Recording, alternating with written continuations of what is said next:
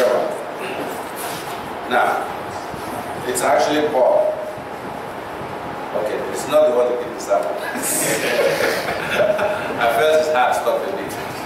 It's actually Paul that my face was looking at when I looked where the image was. And I didn't see it. So I kept looking for where there is the biggest shadow.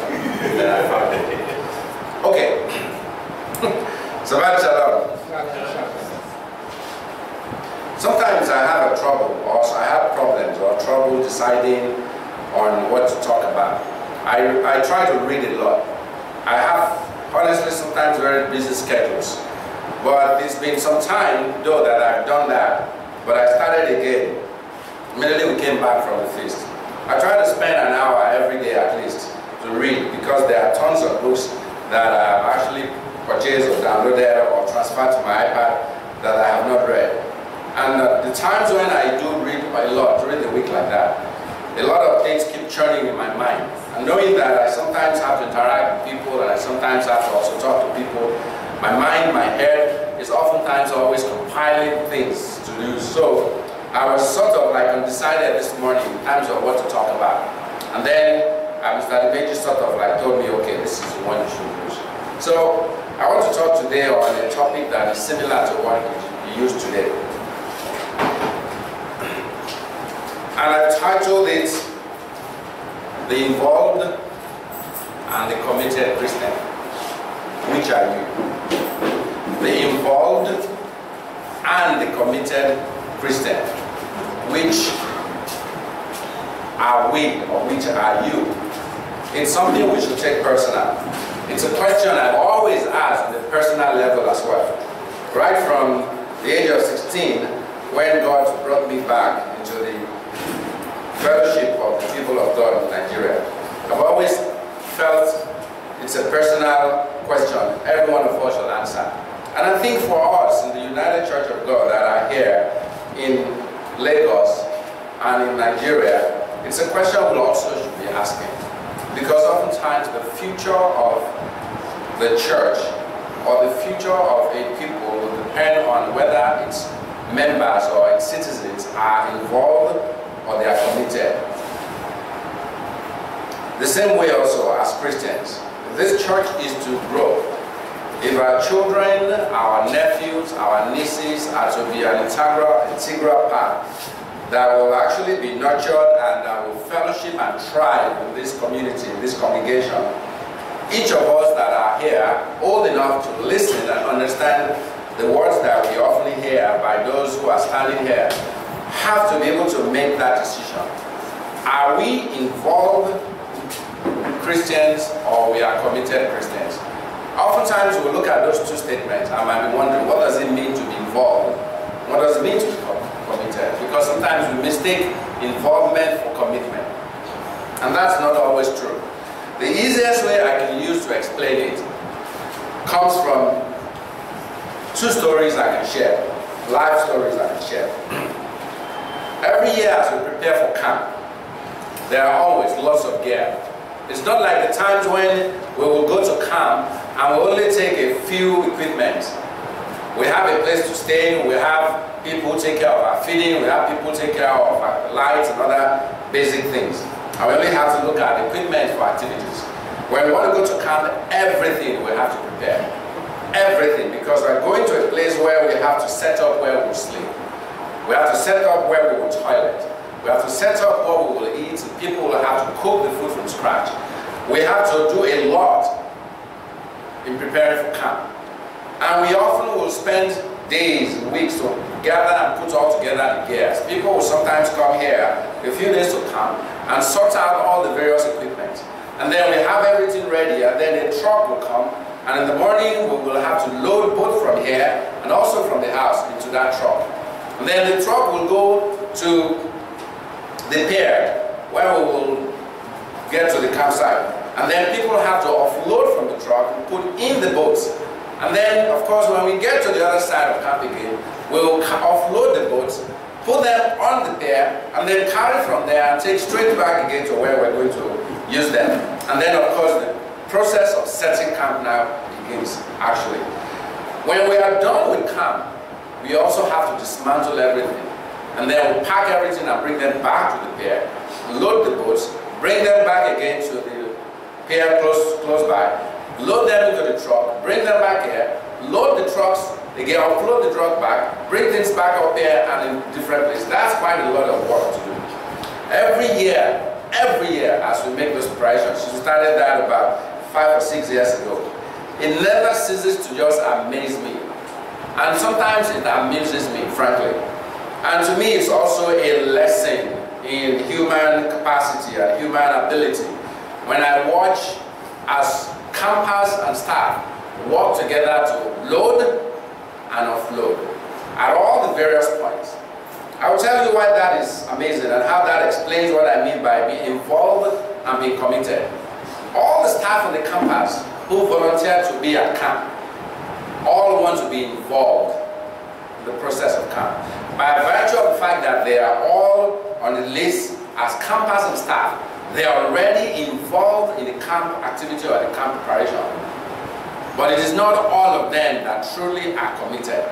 Commitment requires the entire self being involved in something. Involvement could mean just being a part of, being affiliated or being associated with something. Whereas when somebody is committed, it goes beyond involvement. It is actually been there through it all and immersing oneself in it totally. From the beginning to the end, the whole process is actually a commitment to them. They are in there and they will make sure in every areas where they are needed, they are there fully. How do I see involvement and commitment even when we are offloading and unloading? See, when we come, there are those who are happy that yes, we are going to camp. Both staff and campers. And when we are offloading or when we are loading, they are content to stand by, watching others as they are loading into the vehicles. And they are gisting, and they are talking, and they are interacting with their friends.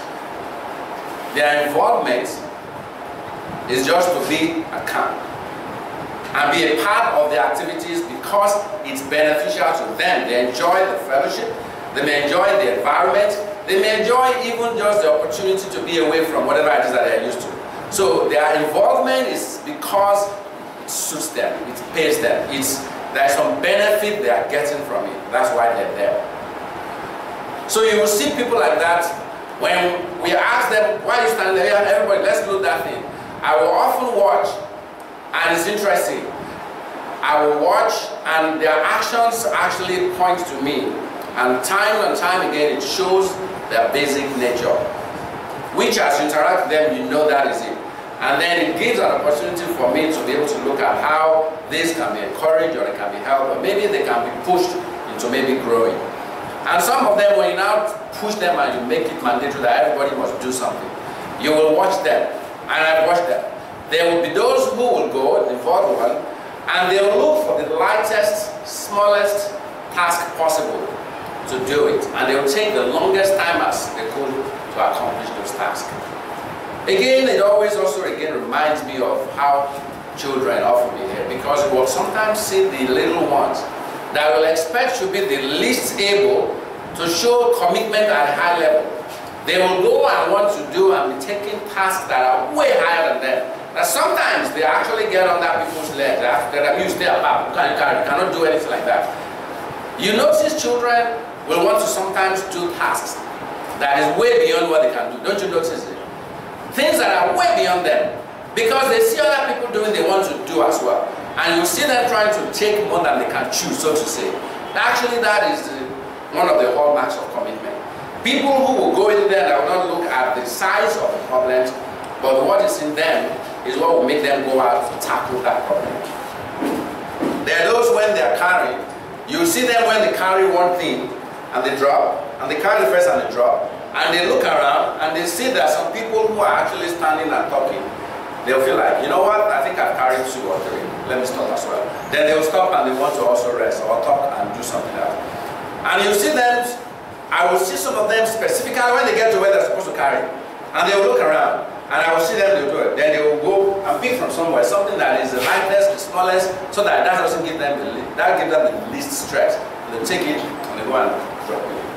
When we get to the campsite too, you'll see why some are busy working together and looking for what they can do to assist those who are transferring into the boat, You see quite a number actually who will just stand back and they're watching and they're talking and they're looking. Again, it tells a story about their basic nature, their basic character. There are people who are involved in the camp because they are coming there for some benefit or for something that is of importance to them. But they're not there with their whole body, willing to, on their own, without being pushed or prodded, go all out, contribute to camp. Another way I can explain involvement and commitment has to do with when you look at, I think this one is an old story, the issue of the bacon and eggs, or the beef burger. In America, they sometimes eat beef burgers, or they eat burgers made with bacon, or burgers made with beef. You have eggs, you have some peppers, you have gillon, you have so many other things mixed together. Sometimes they'll put cheese, and then there will be oils, and then of course, the meaty part is sometimes bacon, which is made from pork meat. And then there is one that is beef, which is made from cow meat. When you look at the contribution of the chicken and the cow, or the pig, in this case, if it's a bacon and eggs, the chicken is involved in the process of making the burger, isn't it? Because the chicken donated an egg, right? It donated a part of what it has. It's nothing that actually involved the entire chicken. How does a beef participate in a beef burger? The beef is committed because the beef had to donate itself. The beef had to actually give of itself, its flesh. And that's what Christ expects of us as Christians. Not just to be involved where we put in a part and we say, you know, this is how far I can go. And it's not something that involves our whole self. Whereas commitment is when we are in from the beginning to the end. True and true. All ourselves is involved. Today I want to look at the characteristics of those Christians that are involved and those Christians that are committed. And I'm hoping as we look at that, we'll ask ourselves questions. Am I an involved Christian? Or am I a committed Christian? Because the future of the Church of God has always rested on the commitment of people that God has called into the church. The involved people sometimes do not always last. Or they're just there and just there, filling in, you know, sort of the blanks. But at the end of it all, it is those who are committed that endure to the end. So the involved will get to a point where they choose to be uninvolved. Whereas the committed are in, through and through, as we heard from the sermon. They are going to be there and endure to the end. Not for some time. Not when the going is good. Not when it's convenient. Not when it is reasonable. No, they are in and in to the end.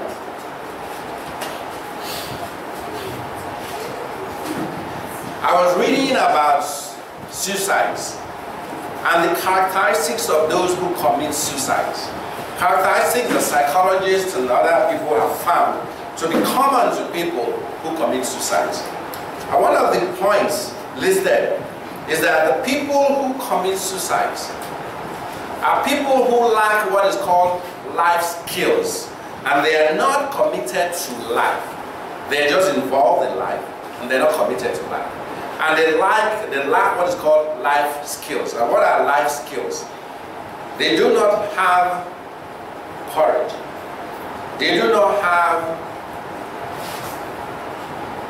coping strategies to deal with problems in life. They are not people who are committed to people. That is, their relationship skills are weak. They easily are isolated, people who stay alone by themselves. They're not outgoing and they're not involved with others. So when they have problems in life, the problems are internalized. It makes them stay within themselves, they withdraw within themselves, and as they get depressed, they do not have people around them that can notice or they can share with, that they can relate with. Their life skills, their relationship skills are not good enough, and they eventually get overwhelmed and they just feel, you know what, I cannot endure again, and they will end it. Rather than endure till the natural end comes, they actually will endure until they feel, you know, I can't take it anymore, and they will take their own lives. We need to be people who are not just involved in the work of God. In the Church of God, we have people who are committed to the Church of God, committed to one another, In relationships as well. Two people can be involved with one another.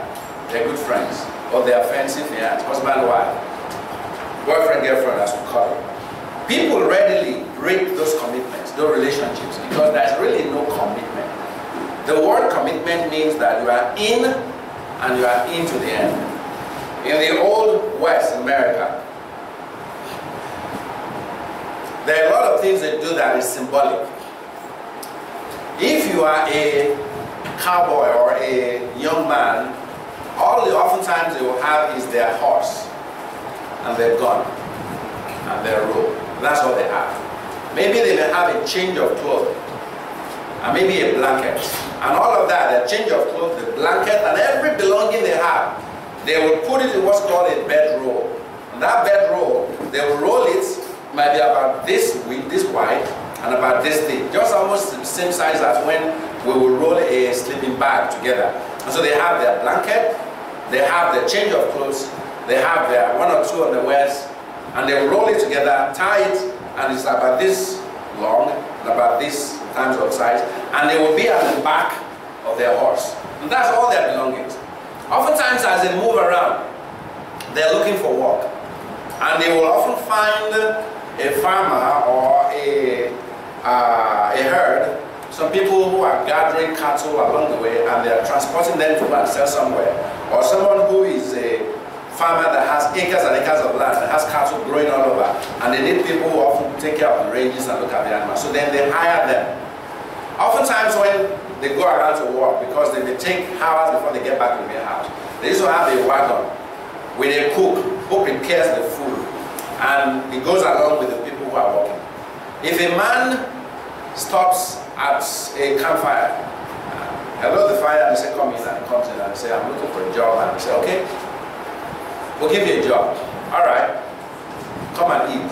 Well, the first thing he does is he will remove his bedroll from the back of the horse. He will throw it into the wagon of the cook where they keep all the equipment, all the gears. By taking that from the horse and throwing it into the wagon, it is taken in that time. That's commitment. Total commitment. If while he is there and eating their food, even if it's a cup of coffee they give him, 1,000 people just come and surround the man and say, okay, you guys are in trouble. You did this thing sometime 2 years ago or last week or so and so, and we're going to kill all of you. You see, that man who threw his bedroll into their wagon will not even think. They'll say, you know, I'm sorry, wait, you guys. I really don't know these people. I just came in less than 1 hour ago, 30 minutes ago, and I'm just here eating them. They just give me some food. Please, I'm not part of them, let me go. He will not even think. As far as their law goes at that time, the law of the land, L-O-R-E, the tradition there, you've thrown your bedroll into their water. You've eaten their food at their campfire. You've taken their coffee or their drink at the campfire. You are in from soda to hawk. You are in and in. Their trouble becomes your trouble. Their joy becomes your joy. He doesn't have to ask, you know, let me hear the story of what really happened. Let me, before I decide. As far as it's concerned, I have already thrown my bedroll into their wagon. I am committed. That is the degree of commitment God expects from us. We come together as a family. God calls us as a church. Sometimes we think we're just involved, you know, we're visiting. And oftentimes when trouble comes, when problem comes, like Hakim said, we're not willing sometimes to endure to the end. We think we're just involved, and so when there's an issue, you know what, I want to divorce, or I want to walk out from there. I want to step away. Involved people walk away when the conditions are not ideal. Committed people stay in and do what needs to be done until they weather that trouble. And we need to ask and answer this question to ourselves. Are we involved Christians, or we are committed Christians? Let me list some of the characteristics first of the involved Christians. You see, those who are involved, frankly, you can class them as, I used to think of them as reluctant disciples. Disciples of God who are reluctant. They are not willing disciples of God. They are there as long as there is a benefit. They are there as long as there is a measure of comfort and convenience. As long as there there is discomfort, as long as there is inconvenience, they will step back. They can stay out and look. But when it suits them, they will step in and do something. I call them reluctant Christians. And the reason is because when they became involved in the church, they didn't do the first thing God expects every called individual to do. They didn't count the cost. And so the first characteristics of the reluctant Christians or the involved Christians are that they never counted the cost. They never counted the cost of being a disciple. See, when people volunteer to come to camp, sometimes they don't think of the costs. They never figured, we're doing this camp at a beachhead. We have to, we set up tents, we set up this. They may have watched the video. They may have had people talk to them about, wow, that place is nice at the beach. In fact, we're sleeping in tents. We are sleeping back. They didn't think to count the costs. You know what? Those things have to be carried there directly. It could get really cold at night. You know what? You could have rain that will fall, and the rain might actually blow away your tent. They never count the cost to think of what it might entail and the level of commitment that is required of them to be at camp. When God calls us as Christians, sometimes maybe we just think it's all going to be hunky-dory, everything is good. Hallelujah, kumbaya. Maybe that's how the whole thing will be. They never stop to think. There might be times when at work, at home, in my neighborhood, my personal life, I may need to make choices that will pit me against what I'm supposed to be called for. Let's look at Luke chapter 9, verse 57. This gives examples of involved Christians, what are people I call reluctant disciples. Luke chapter 9, verse 57. I'm going to read 57 and 58. And then, of course, we're going to read another portion in Luke, same Luke. Luke chapter 9, verse 57 and 58. It happened as they journeyed on the road. Remember, these were people who were journeying on the road. Christ was walking along with disciples. And of course, the person who made this statement to God and said, Lord, that someone said to him, Lord, I will follow you wherever you go. Excuse me, this person has been walking along with Christ. He may have seen Christ walking with disciples, stopping and doing some miracles or resting, whatever. And he recognized and acknowledged that, this is the Lord. This is Christ. I want to follow him. And he went to him. So you see, he was somebody who was willing to be a part. And he went to him and said, Lord, I will follow you wherever you go. And Jesus said to him, foxes have holes, birds of the air have nests, but the Son of Man has nowhere to lay his head. So Christ told them, you might have to go where you do not plan. You might be required to do things that you have not done before. You will be asked to do things that actually is beyond what you think. This will involve a lot of commitment. There will be uncertainties along the way. Christ told them. And then he said to another, follow me. Just like Christ may have called you and I at a point in time. And then he said, Lord, let me first go and bury my father. Let me first go and bury my father. Let me read further. Maybe I should read to the end. And Jesus said to him, let the dead bury their own dead, but you go and preach the kingdom of God. Another also said, Lord, I will follow you, but let me first go and bid them farewell who are at my house. And Jesus said to him, no one, having put his hand to the plow, looking back, is fit for the kingdom of God. Following God requires doing things that may not be convenient. It may mean turning against those people we value or we care about. It will require from us to put God first. It will require a commitment that goes beyond what we normally assume.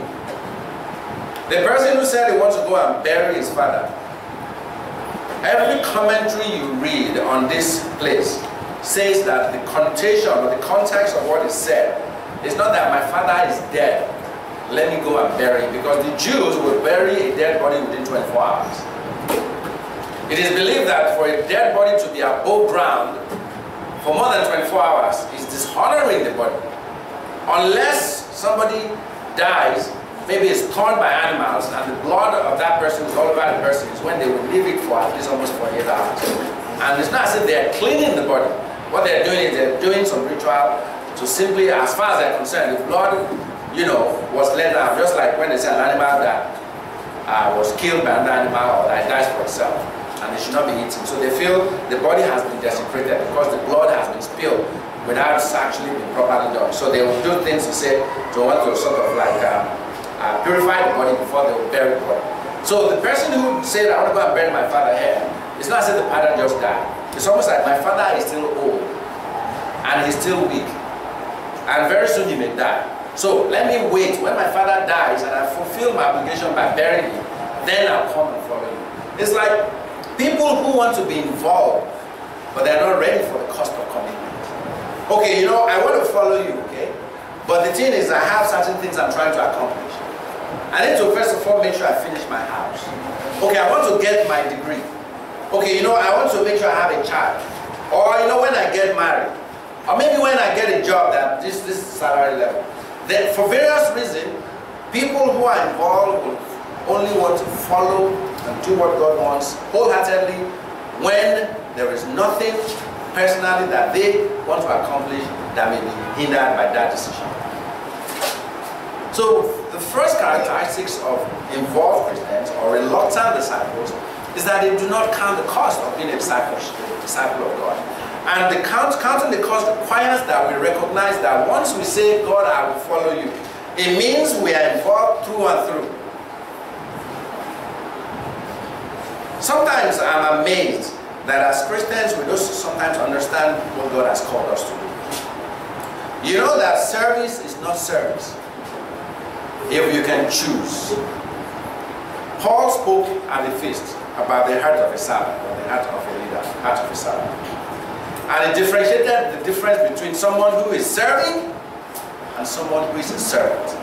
When you have a servant, you tell your servant, your house girl, your house boy, your servant, you do that, do that, do that.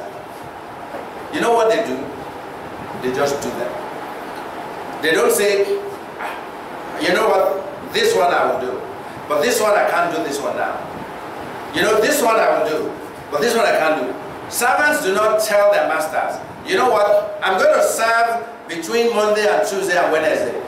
Then Thursday and Friday, I actually don't feel like serving. Please, I don't want you to let me serve at all. Servants don't do that.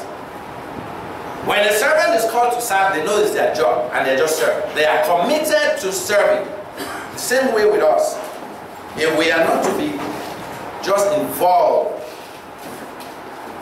in the church, we need to be committed, and one of the characteristics is that we are not going to be choosing when we will serve or when we will not serve. We will not choose when to obey and when not to obey. We will not decide that, you know what, this is going to cost me too much. I don't think I can give this time. No, I don't think I can sacrifice this. Then we're just involved in the church. We're not committed to the work of God. So the first characteristics, again, I repeat, is that involved Christians, or the people I call reluctant Christians, have not yet counted the cost of being a disciple. Let me look at another scripture. Luke chapter 14. Luke chapter 14, verse 26. And let us be thinking of this as we listen on. And be asking ourselves, am I just involved in the church? Am I involved with God's people, God's word, or the fellowship that God has called us into? Or am I committed? Bearing in mind that the involved people are those who think that when it is convenient, or there are certain conditions when they can be in, and there are conditions when they can be out.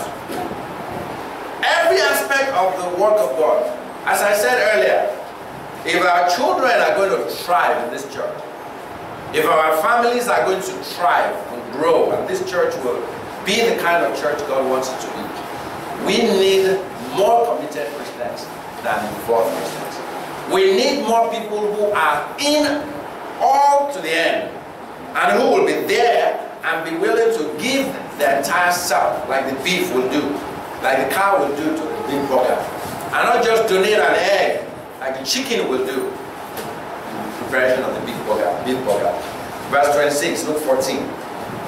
If anyone comes to me and does not hate his father, the word there is love less, and does not love less his father, okay, and mother, wife and children. I know sometimes this is tough for us to do, but the fact is God wants to give us a lot, huge things. The Bible says eye hasn't seen, ear hasn't heard, the mind of man has not conceived what God has prepared for those who love him.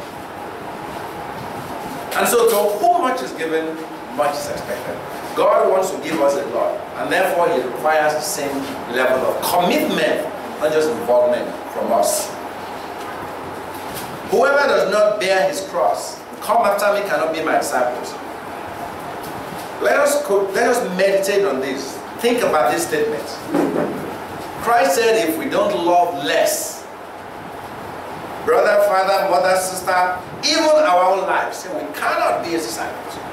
Well, you know, we want to be Christ's disciples and we're happy to be his disciples. But, you know, because of my mother, because of my father, well, because of my work, well, because of my boss, well, because of my cousin, well, because of my health, well, because of this, you know, I can only go this far, you know, I can't really do this. Well, because of, we have various reasons why we seem to think we cannot be committed, we're just involved.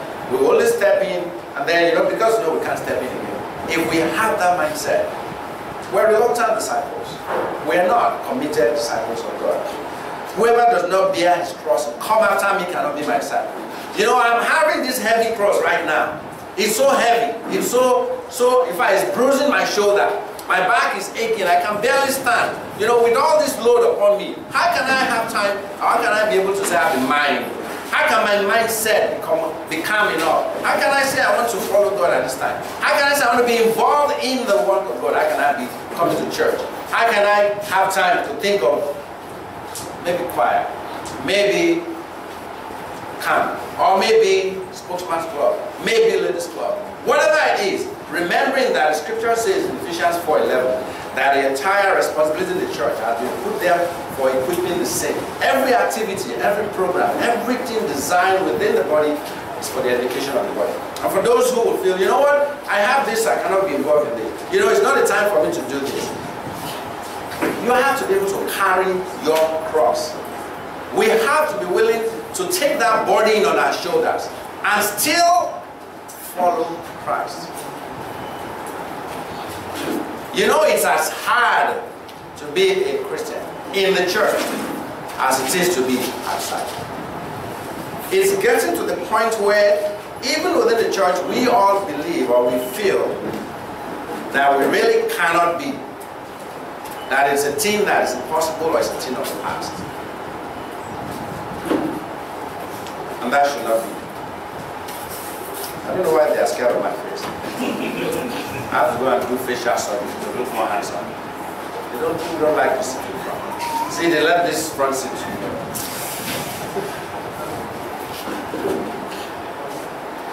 We need to understand why we have been called.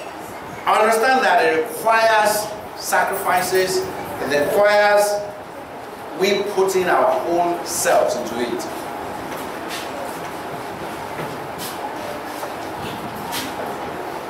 We cannot choose when we will be a part of something in the body of Christ, when we will not. We need to frankly be looking and pushing ourselves to be part of. You know, sacrifice is no sacrifice if it costs nothing, right? By the definition of the word sacrifice, it's costing us something valuable that we can't afford to lose. And we are using it and we're giving it up. Then is when it becomes a sacrifice. If I can conveniently give out 10,000 naira and put it in the offering box, conveniently, it doesn't take anything out of me. As I'm giving that 10,000 naira, I can be walking and see a beggar and give up to get another 5,000 naira. And you know what? It doesn't even cost me anything. That's not much of a sacrifice. But somebody who will bring out 15 naira and put it in an offering box, or bring out 15 naira and give a beggar, and the person will have to eat food in the afternoon without meat because of that 15 naira. Now that is a huge sacrifice, and that is somebody who is committed to serve, and that is what God values. Verse 28, which of you intending to build a tower does not sit down first and count the cost, whether he has enough to finish it? Lest after he has laid the foundation and is not able to finish, all who see it begins to be mocking, saying, this man began to build and was not able to finish. Jump down to verse 33. So likewise, whoever one of us, of you, as Christ said, who does not forsake all that he has, cannot be my disciple. It's not about what I think, it's not about what I feel, it's not about what I want. It's about what God says. It's about what we need to do. That's what Christ is saying there. So I said, the first characteristics of those who are involved or reluctant Christians is that they didn't count the cost of their calling. They haven't counted the cost. And therefore, they keep making decisions that put their personal preference or something that is convenient ahead of their commitment and involvement or commitment to the body of Christ. The second characteristics of involved, or what I again call reluctant Christians, they procrastinate. See, the first leads to the second. They procrastinate. They will talk and they want to leave things until a convenient time. When you leave what you are supposed to do now till a time when you think it's convenient, what do we call that? That's procrastination. You know, I will do it next week. Okay, I will do it after next year. It's procrastination. Not only have reluctant disciples or those who are involved Christians, who are just involved in the church or in the work of God, not only are they not counting the cost of their calling, sitting down to look at what it might entail, what it will ask of them, what God is asking of them, they always procrastinate. You know, I'm supposed to tithe the 10% of my income and keep another 10% for second tithe. And every 3 years, another third tithe for the widows, the elders, and me. But you know, how much is my salary? It's not just 10,000, 5,000, 6,000. If I remove 1, 2, I don't know. You know what? Very soon, it's likely they will promote me. In fact, I'm busy looking for another job. Or they're very, okay, recession will soon finish, and maybe I'll make more money. As long as I'm able to increase my income, then I will begin to start doing so. I can't go to church. It's going to cost me so amount of money. And you know, in the week I have to do this, I have to go to work, I have to do this. Don't worry. Maybe when I'm able to rent a house and move closer to the church, I'll be spending 400 every week for transport. Then I'll be able to go on the regular basis. When I do this, this is what I want to be able to do. I want to spend the next every 1 hour every day, maybe going through the Bible. I want to read the Bible through in a year. But you know, I have to wake up 5 o'clock. I'm prepared to leave for work, and then at work I'm so busy. And then I come back and maybe I'm tired. If I want to read, it will not even enter my head because I'm tired. All the hassle, the traffic, and everything like that. And then, you know, Saturday again, I have to go to church. Then Sunday I have to prepare for work again. You know what? When I move to this area, or when this happens, you know, I'll be able to start spending time in my life. This person that I'm supposed to forgive my enemies, so I pray for them. But you know, I will wait until that person begins to behave a little better. Maybe I will forgive the person better. For whatever it is, those who are Christians are reluctantly so, whether they believe it or not, or those who are just involved in the work of God in the church, will continue to procrastinate on things that they're supposed to do. They say the best times to start doing the right thing is when? Now. The next best time is really now. And these people continue to procrastinate. Again, we read it in that first portion of scripture of reading the book. The man who said, I want to go and bury my father. You know what? I will do this, but wait. Let me first go do this. The one who said, let me go home and tell my friends farewell. You get to the house, the friends say, why waiting now? Come and see, there's this film playing. You know, sometimes when we are offloading things like that, I see some, even adults, okay? Young adults who will be working, and then as they're taking this down, then they see something that is distracting them, they see maybe some friends talking, and then they just drop what they're doing, and they forget that, you know what, there are things still at the boat there. They were still carrying things down, and they will stop and they're gisting and talking until somebody can say, ah, and yet, you will see those. From the moment we start, until the whole thing, everything we're carrying is done, until the whole job is finished, those ones will not rest. When one portion of the job here is finished, you are seeing them going and thinking of, okay, the toilet, we need to set up the other toilets, the makeshift toilet. And they're going on their own on bidding. I watch those things as my head is calculating and looking at, okay, what is to be done, what is to be done. I'm looking at what, and I'm pleasantly always encouraged to see that there are those who don't wait to be told. There are those who don't wait to be pushed. I see them, and honestly, it tells a lot about their character. And I'm not surprised. As I interact with them, as I move around them, I keep seeing that these people's character are solid and they're sterling. Doesn't mean they're perfect, but they're growing. And that is a mark of growth. Their commitment is not in doubt. But those who will work and look for the tiniest, the smallest, the easiest thing to do, or will look at people who are talking and want to also join them, or will often be preoccupied with, this person is not doing anything, just standing there and just talking. Of course, I do tell them, okay, don't worry, you keep doing what you are doing. And then in their presence, I will call you, and you, why are you standing there quiet? Everybody's talking. But I often I feel amused. You know, instead of focusing on them doing what they're doing, they're busy getting distracted. It's like the girl who is going to buy combat tree and sees people playing Mortal Kombat. Ah, this is a pain, man. I need to want to go and do. You know what? Forget about the people who are playing. You just go do what you are supposed to do, and you will not get distracted. You will not get distracted. So, to those who also are involved, they procrastinate a lot. They procrastinate a lot. They get themselves distracted. I remember when Paul was giving instruction to Timothy, 2 Timothy chapter 2, verse 4. He says, look, if you are fighting as a soldier, you don't go and get yourself involved in civilian pursuits. You focus on the battle and you win the battle.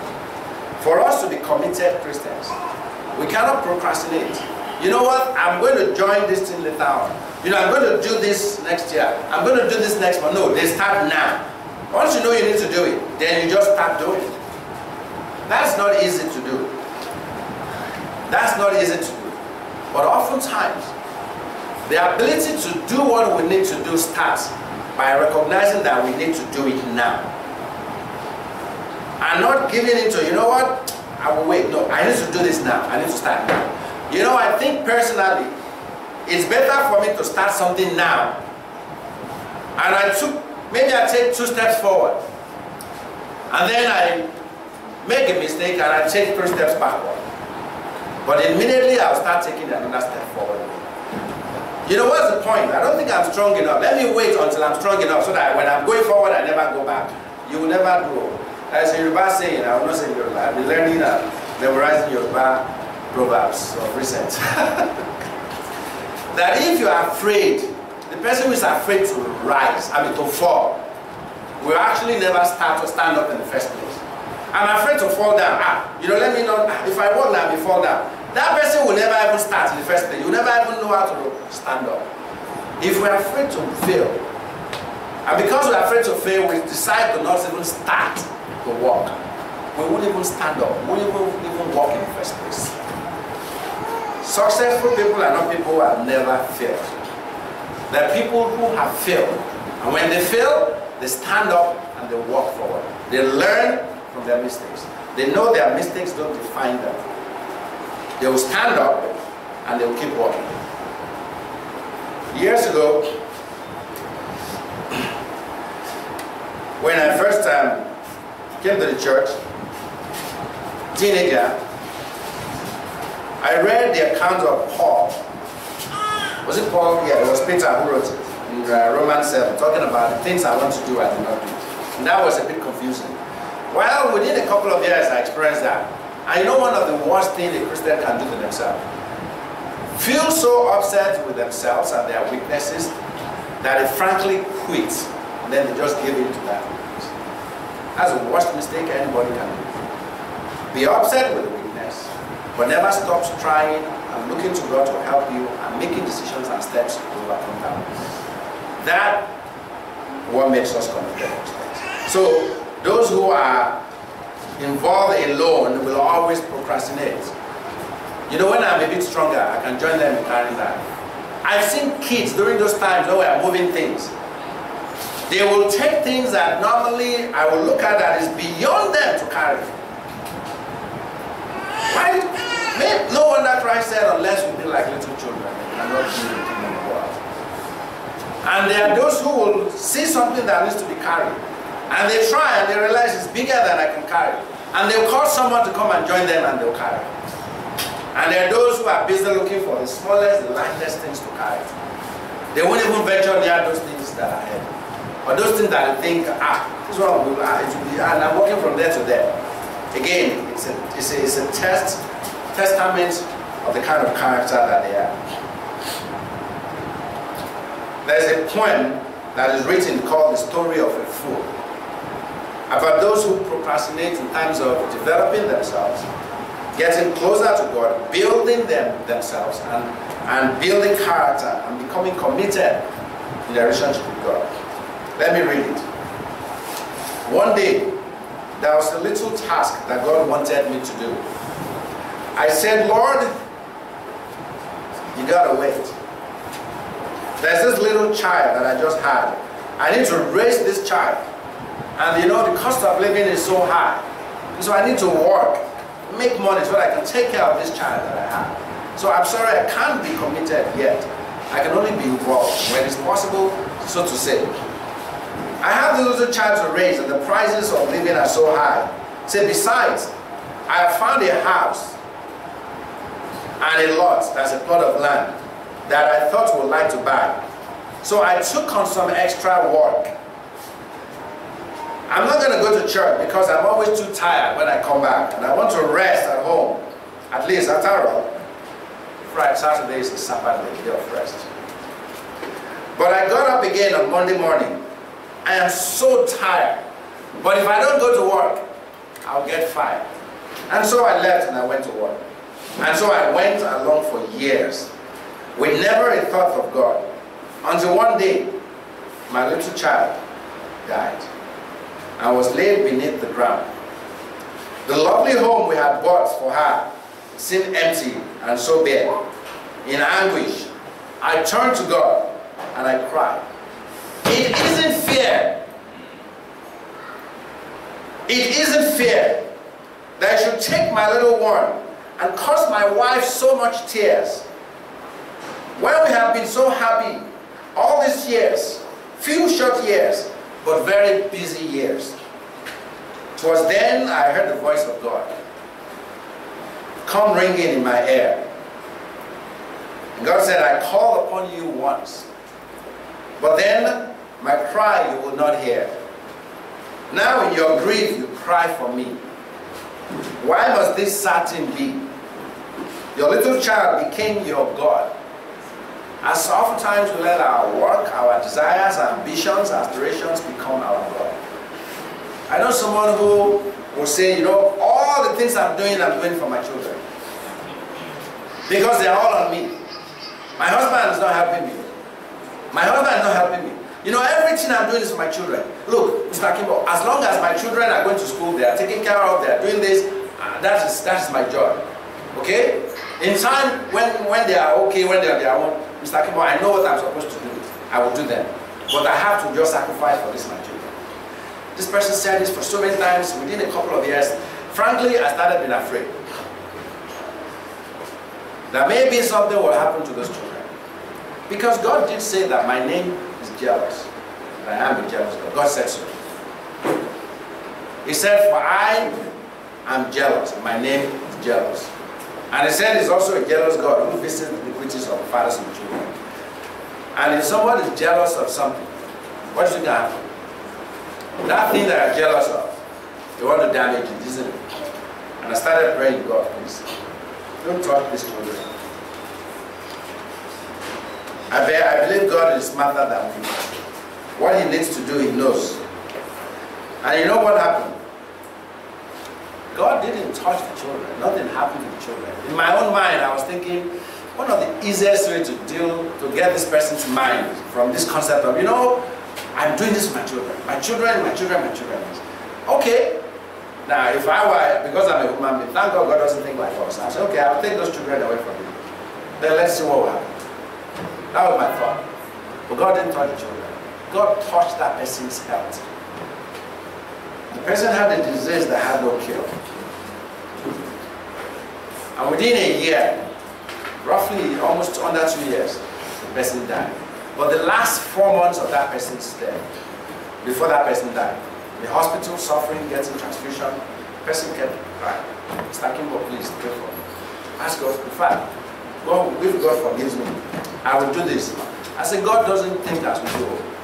If you feel you've done things that's against God, you talk to God, and He will forgive you. In the end, the person is late. The children, how much effort does she know? What's happened to those children? The person doesn't know. Sometimes that happens to us. We often think it's all because of us, because of our power. There are those in the hospitals today who wish they could just sit down on their own, who wish they could eat by themselves. And we can eat, we can walk, and we think, you know what, I just can't do it now. Now is not the time. Now is not the time. Your little child became your God. She took the place of me. Oh, my dear friend, find time for God in everything you do. If not, you will find that one day you shall have no time for you. So, brethren, in the church there are involved Christians and there are committed Christians. And I want us to ask and answer the question, what kind are we? The involved ones are those who come and they are around, but they choose how they can be involved, the extent of their involvement. Because they have never counted the cost of communion. Communion requires your all. You have to be willing to give up everything and follow Christ. We have to be willing to be a part of everything. We cannot pick and choose. We are called to serve. We are called to be servants. He who wants to be the greatest must be the servant of all. That's what Christ said. That's what all of us are to do. And we look for ways by which we do that. And we are in, through, and through. So we cannot be those who are just not counting the cost. That's one of the characteristics of those who are just involved. If we procrastinate doing what we should be doing, be involved where we should be involved, then we're also just what? Reluctant Christians. We're not yet committed Christians. And commitment requires us putting our all in it, and not just choosing areas where we will. The next couple of minutes, I'll look at the second characteristics. The committed Christians. Those ones are actually called zealous disciples. And I'm going to take my first text from a book of war, a book of battles. Some of the most courageous, some of the most zealous stories of man are often found in books or accounts of crisis. There's a book I bought years ago, 100 Great Wars in History. It's amazing. You think somebody reading a book about war, it should bring nothing but pain and suffering to mind. But that book, 100 Great Wars in History, has, I believe, accounts and inspiration to encourage, to inspire, and to build strength in an individual than any other book probably put together. And so I will take my example of committed disciples or committed Christians from a book of war, a book of battle. So this time it's again a book in the scriptures. Let's turn to Joshua chapter 14. Joshua chapter 14. I'm going to read from verse 6 to verse 14. Joshua chapter 14 from verse 6. The story here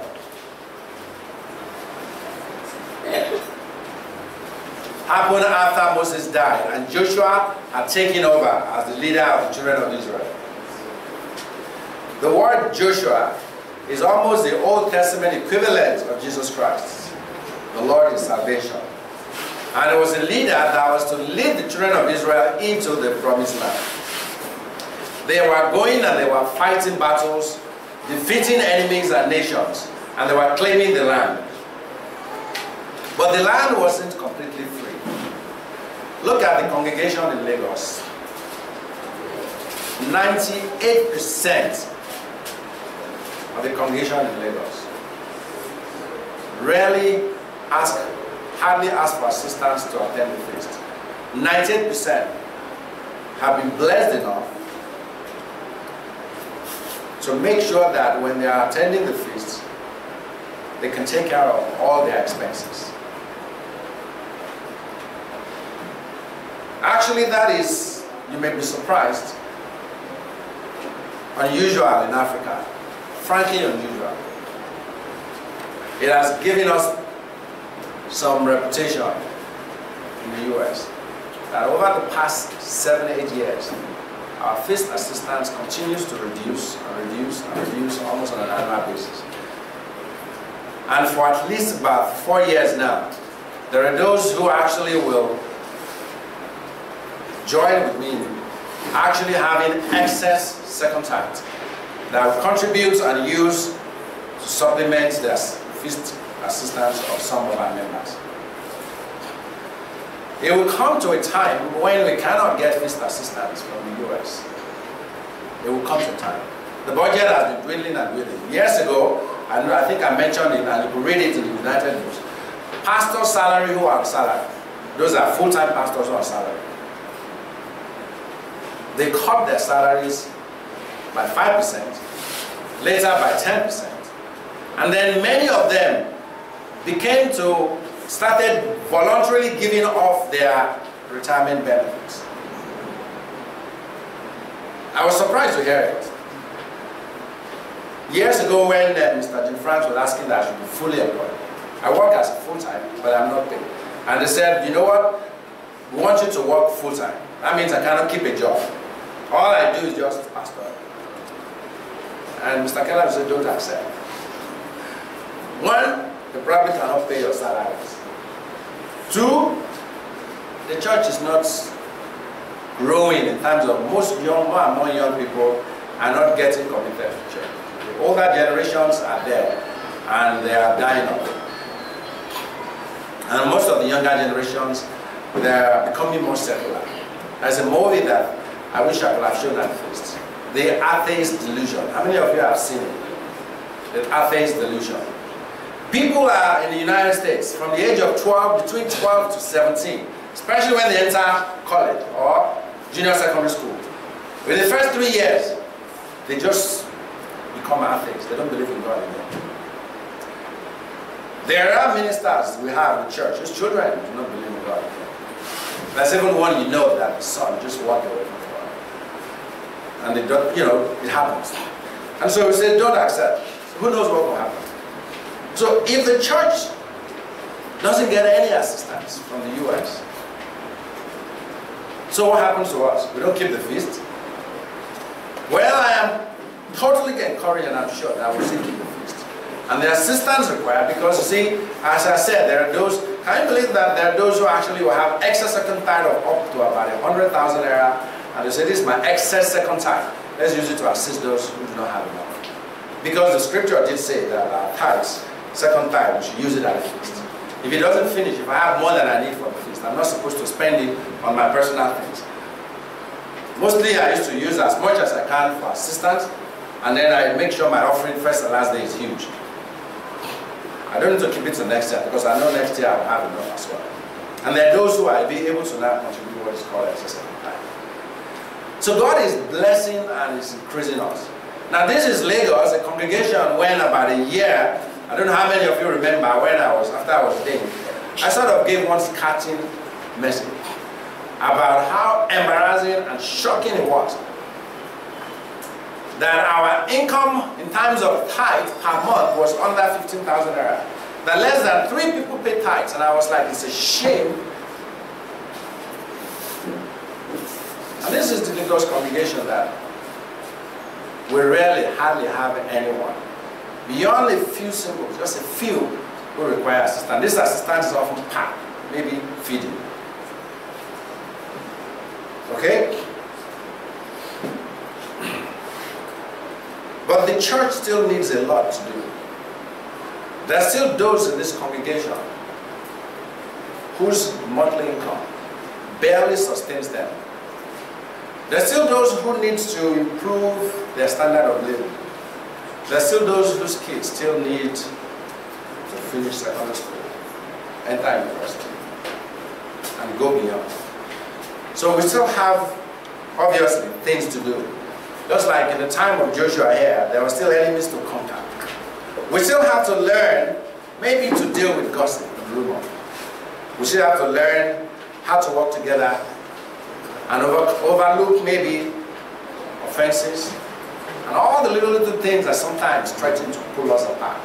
So there's still work to be done. So the land wasn't completely free. Today we stand in the same position in the church.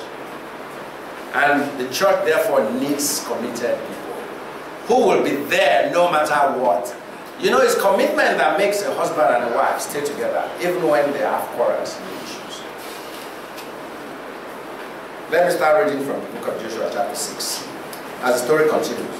The children of Judah came to Joshua in Gilgal, and Caleb, the son of Jephunneh the Kenizzite, said to him, "You know the word which the Lord said to Moses, the man of God, concerning you and me in Kadesh Barnea.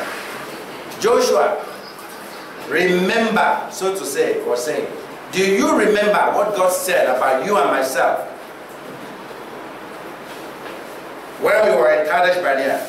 He said, I was 40 years old when Moses, the same age as Joshua then, the servant of the Lord, sent me from Kadesh Barnea to spy out the land, and I brought back word to him as it was in my heart." Was it only Caleb that went?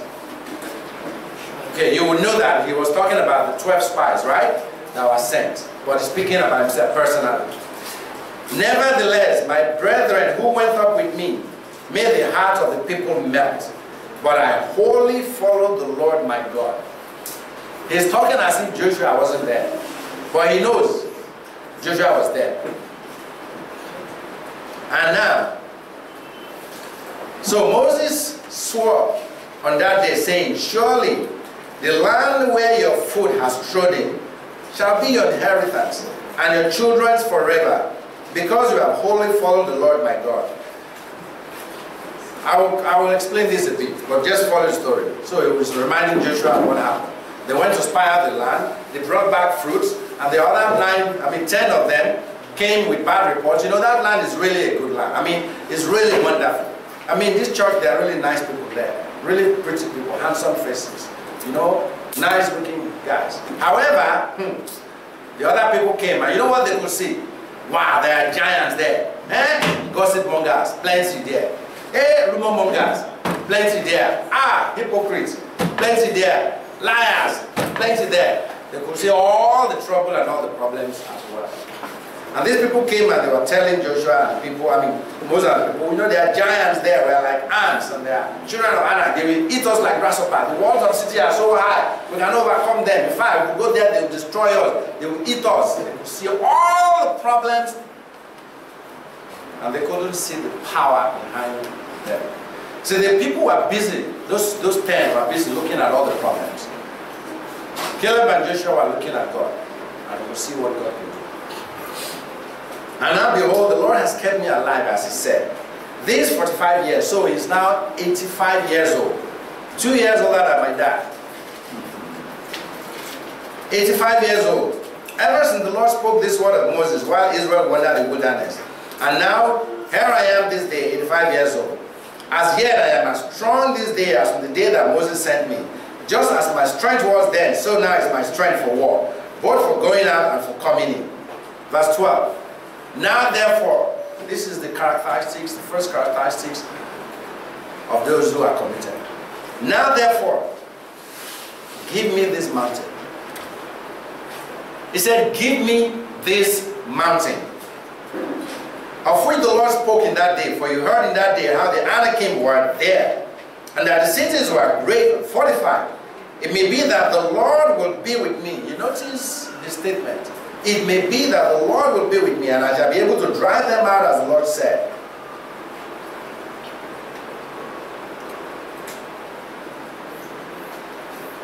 A mountain is somewhere that takes a lot to get there. When you are walking uphill, your thighs will tell the story. I'm still remembering when we were walking from the foot of Obudu mountain to the top of the mountain. A bike will take you there in about 30 minutes or so. 30 minutes or so, a bike will then get to the top. You know how long it took us to walk up that mountain? Almost 10 hours. At the beginning, everybody was happy. In fact, in the morning, people were jumping and taking pictures. I was looking at them. I had gone on it 3 weeks before we get to see. We were looking at them. They were so excited. All the energy they should conserve. They were busy jumping, walking up and down. I was like, when we started, everybody was jumping. They were all smiling. 1 hour later, everybody was like, it got to a point where we would walk literally for 5-10 minutes and we stop for 15 minutes. On that trip, I saw young ladies and young men became old men. They carried the walking stick and they were walking the walking stick. That's what happens when you go uphill. But those who are committed will go uphill. Because when you are uphill, you are on the high ground. When enemies are coming from the ground, you know those who are on the high ground, in battle they say those who are on the high ground have the upper hand. Because they are shooting uphill. And their target, their aim will not be as high. You are down. Those who are up, you are on the high ground. You have a chance of actually, you dominate. Houses built on hills are secure. And committed people do not look at the pain of going up. They are the ones I will see who are tired. And they will keep on working and carrying things up and down. And they keep on laboring and slaving and carrying equipment and dropping them and working to make sure everything is set up. And it always swells my heart. It gives me pride. And there are people who are growing. They are the ones who after camp will stay back. And they will do what needs to be done. To arrange, to clean, and to do what has to be done. Only God rewards them because their character is continued to be sharpened and improved. They are committed. So let's quickly look at the characteristics of those who are committed. The first one, they remember God's promise. Committed Christians remember the promise of God. Just as Caleb told Joshua in verse 6 and 7. Now remember what God promised, that everywhere we put our foot, He will give us this land. What are the promises God has given you and I? He said, many are the afflictions of the righteous. He said, but the Lord will deliver him from them all. He said, if a man's way pleases God, He will make even his enemies at peace with him. He said, you may have enemies, they will chase you, come at you from 3 directions. They will run away from you in how many directions? 7 directions. He said, He will carry us, He will sustain you to the end of our days. He said, I have made, I have created, and I will bear you, and I will carry you. He said, I will never leave you nor forsake you. If your sins are as red as scarlet, I will make them to be as white as snow. What can separate me from the love of God? Absolutely nothing. something. He said, in all these things we have more than conquerors. And he listed famine, tribulation, trouble, sword, height, death, principalities, and powers. Even if I walk through the valley of the shadow of death, you walk through. It didn't say you fly over, you go around. Walk through the valley of the shadow of death, I shall fear no evil. Thy rod and thy staff comfort me. We will walk through the waters, we will walk through the rivers, it shall not flow over us, it shall not be overwhelmed. Committed Christians remember the promises of God. How can they remember what they haven't read? Half the time, our involvement or our being involved comes as a result of us not studying to understand why we have been called. Again, you see, it's almost the opposite of the first thing I said concerning those who are not committed. See, the involved do not count the cost. They do not even understand why they have been called and what God will require from them. But those who are committed, they count the cost. They know what is required. Not only do they know what's required, they also remember what God has promised. They remember what God has promised. And that remembrance makes their heart holy to God. When the Israelites were living in Egypt, God reminded them. He said, you must remember that it is God who gives you the power to produce wealth. That I am God, that I'm the one who gives you that ability, that creativity, that help, the energy to work and make money, to be productive. That you do not think it's because we're so strong, we're so powerful, we're so intelligent, we're so good, we're so this, that's why we're having that. And therefore, it says, remember that. You don't think it's by the power of your hands. They remember the promise of God. Numbers chapter 13.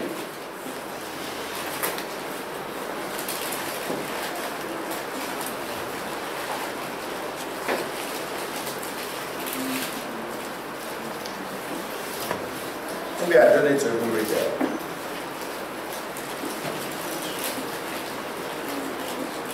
In Numbers 13, God listed all the children of Israel, the tribes. Let everybody send representatives. Let them go do this.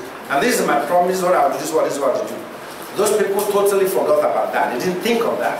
When they face trouble, the first thing is, wahala did here. We cannot do this. But those who are committed Christians will see trouble and they will encourage themselves in God. And they will be able to move forward. Second characteristics of committed Christians. Numbers 14. Let me read verse 30. Numbers 14, verse 30.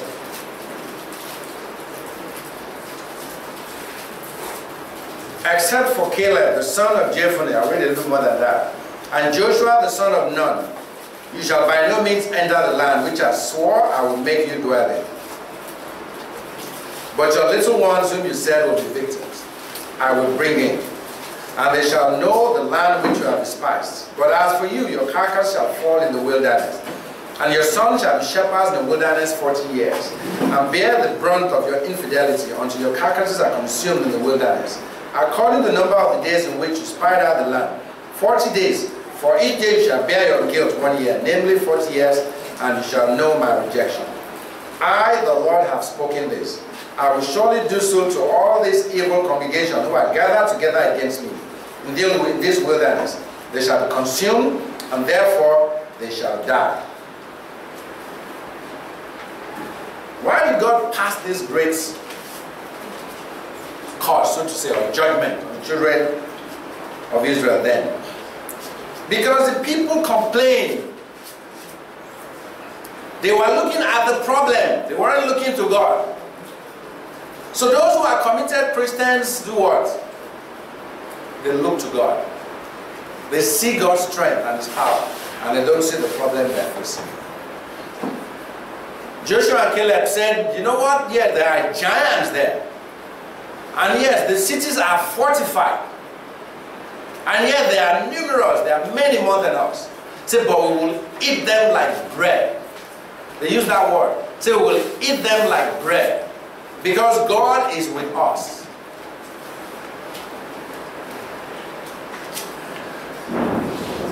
Majority of them They had great giants and a little God. If we are committed Christians, we will see little giants and a great God. We will see our weakness and a powerful God who can bring us out. We will see problems and a God who can solve and fix those problems. We will see issues and believe that yes, we will overcome these issues. We will never allow the problem to overwhelm us. We will always believe that God is God.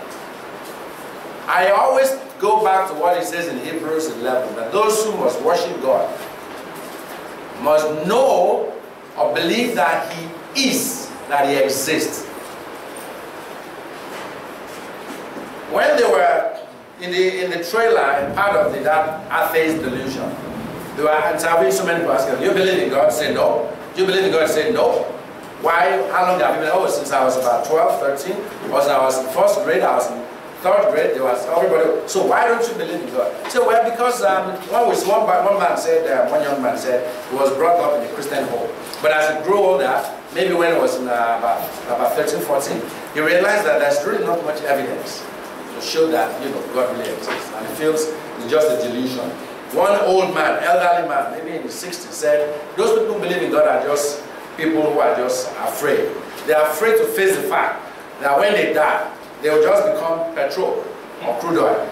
Because look, it's not a very nice thing to think about, that you die and you become petrol or crude oil. But hey, that's the reality of it. They're just afraid to face the fact. There's no reason why anybody should believe in God. And some of them, the reason they don't believe in God is that, okay, if there's a God, why is there so much suffering? Why is there so much injustice? Why is all these bad things happening? Of course there can't be a God who is that loving and that caring and all those things happen. And then they asked one lady, said, do you know what a DNA is? And they said, oh, DNA is the building block of life. I mean, everything comes out from it. Then they said, if you take a textbook like this, how do you think this textbook came to be? Do you think that maybe there was an explosion in an ink factory and all the colors came together and then they started writing themselves and designed the paper? They said, of course, that's ridiculous. Somebody who wrote the book, now somebody designed it. If you can think somebody would design a book, that the colors and the text inside it didn't just happen because of millions and millions of years of evolution, what of human beings who are much more complex than that? We sometimes believe instinctively that there's God, but we don't believe that God has any impact on what we do. If we believe God is, and we understand that He exists, I believe it's a beginning process to help us look at the power of that God. And Caleb, not only does he understand and remember the promises of God, he could see all the problems. He was able to look at what they would face, because he acknowledged that there were giants there, and the walls are fortified. He was counting the cost, but then he remembered God's promise. Not only does he remember God's promise, he believed God was strong enough to help them overcome. And he could look at God and say, yes, because God is with us, we will definitely eat these people up. In Revelation chapter 2 from verse 1, the Bible talks of those who have forgotten their first love. Revelation chapter 2.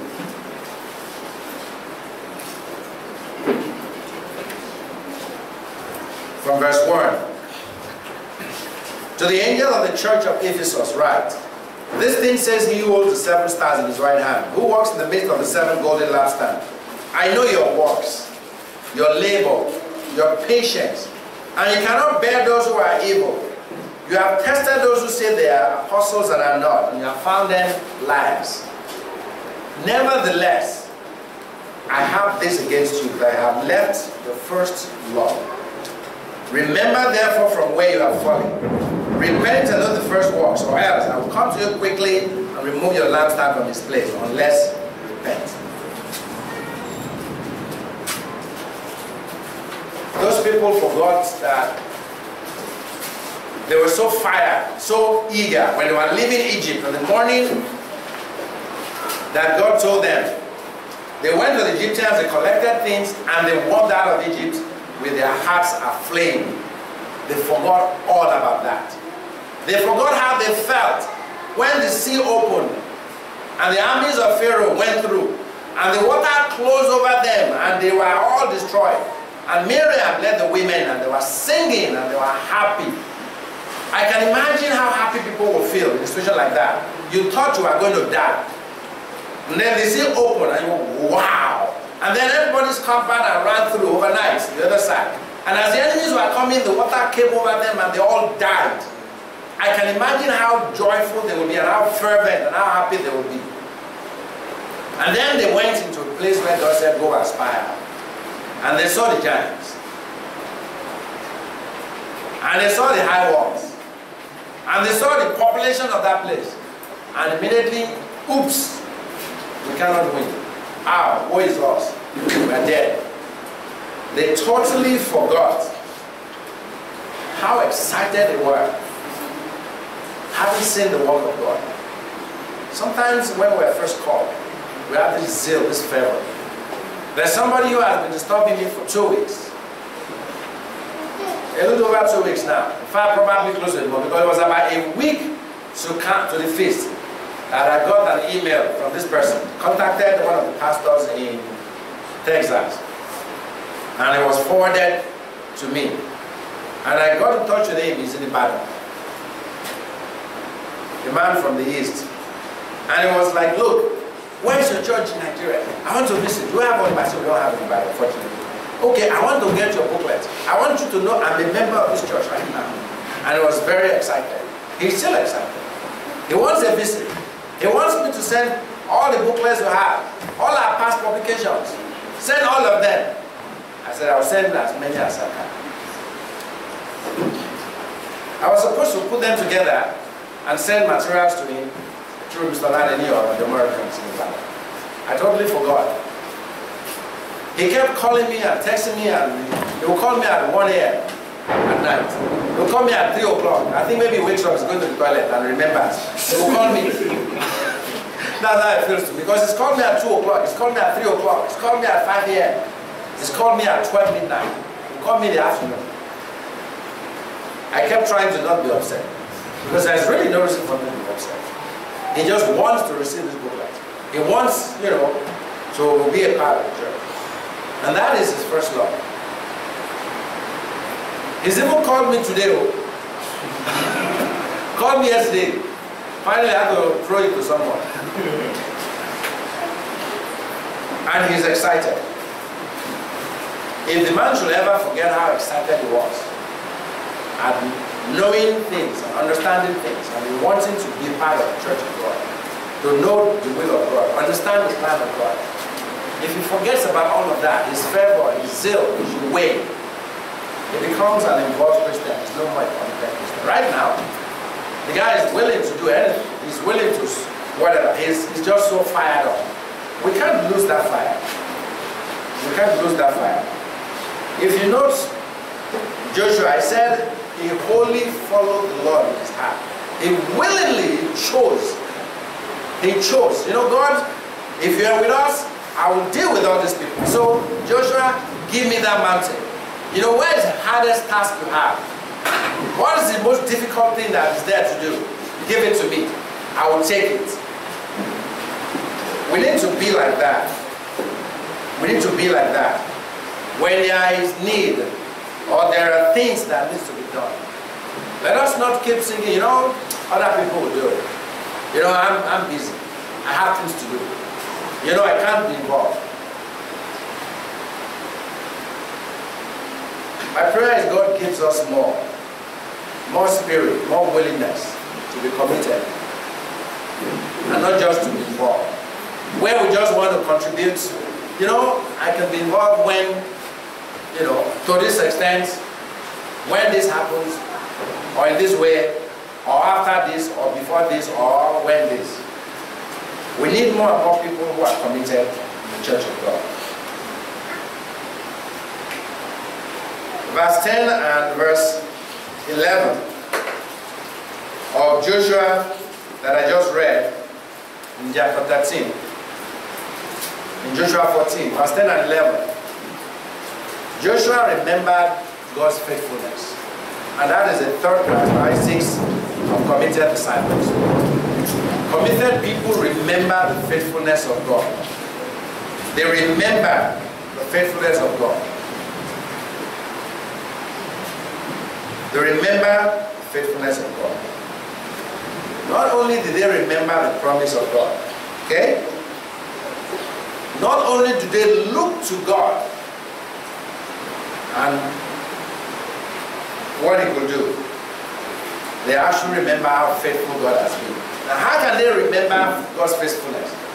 Because in their own personal lives, they've seen God's faithfulness. We cannot grow in faith if we have not demonstrated faith and seen what it does.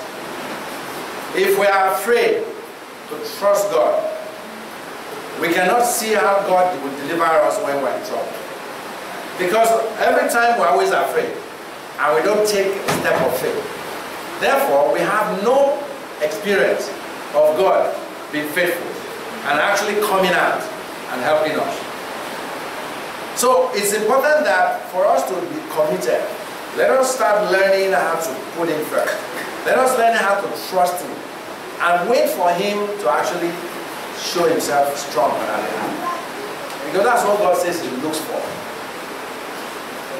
2 Chronicles 16:9 says the eyes of God is looking to and fro the whole earth.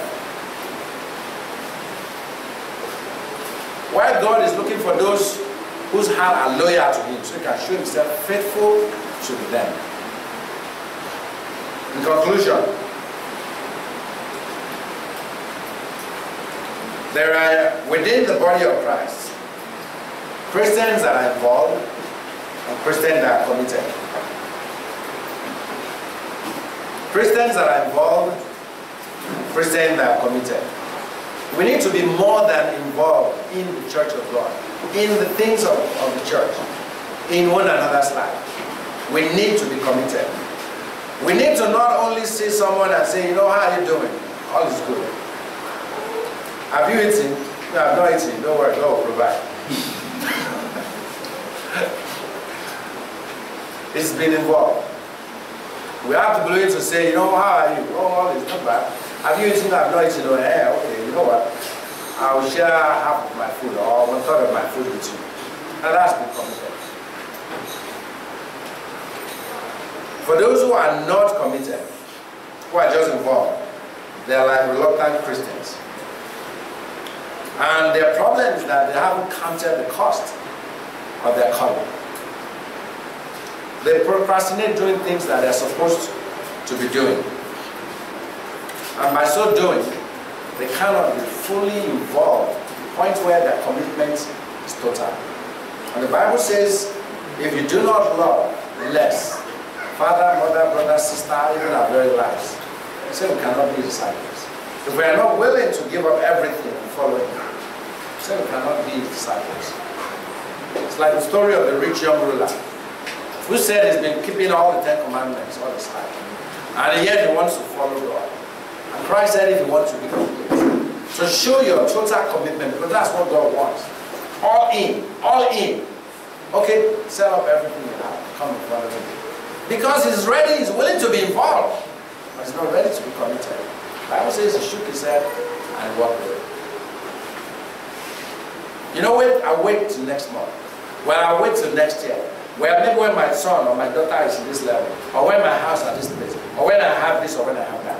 No, we need to be committed now. And always bring ourselves forward to be a part of whatever it is that God is doing. For those who are committed, not only do they count the cost of their calling, but they remember and focus on the promises of God. And that gives them a heart that drives them to be in, through and through, wherever there is need to serve. From cleaning the poo on the floor,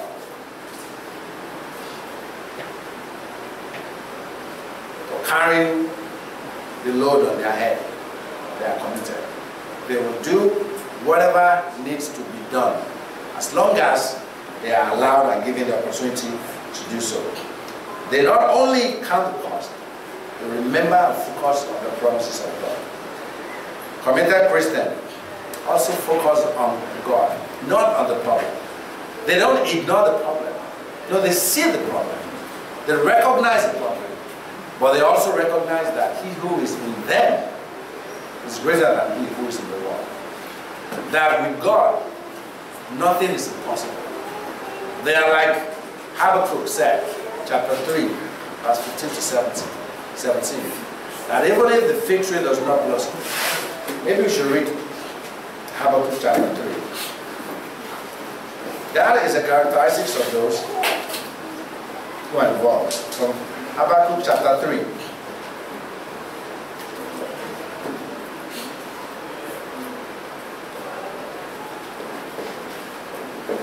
Verse 17. Even though the fig tree may not blossom, nor fruit be on the vines, even though the labor of the olive may fail, and the fields yield no food, even though the flock may be cut off from the fold, and there be no herd in the stalls, yet I will rejoice in the Lord. I will joy in the God of my salvation. The Lord God is my strength. He will make my feet like theirs feet, and will make me walk on my high heels. The chief musician with my string instruments. They focus on God's promises, they look to God, and they remember God's faithfulness. So which one are we? Are we involved Christians? Or are we committed Christians? So that's all.